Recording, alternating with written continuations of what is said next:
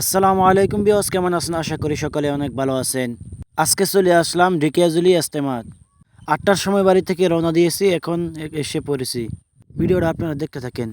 এখন চলে এসেছি প্যান্ডেলের ভিতরে। আমাদের গ্রাম থেকে মানুষ এসেছে তাদের সাথে ব্লগ করার জন্য। অনেক বড় প্যান্ডেল, আমার জীবনে কখনো দেখি নাই।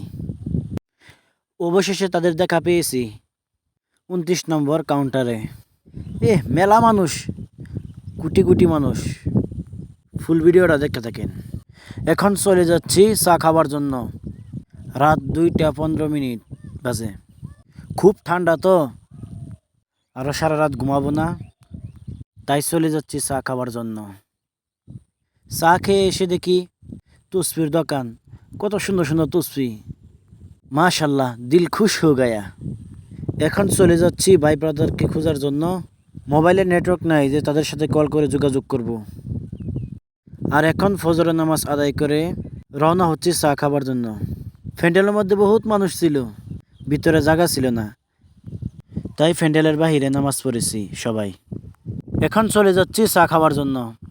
এমন ভিড় হয়েছে, ভিড়ের জন্য ভালো মতো ঠিক মতো ভিডিও করতে পারছি না। ভাই সরেন, আমাকে একটু যাইতে দিন। ভিড়ের জন্য ঠিক মতো ভিডিও হচ্ছে না। এই দেখেন সকালবেলার দৃশ্য, কত মানুষ।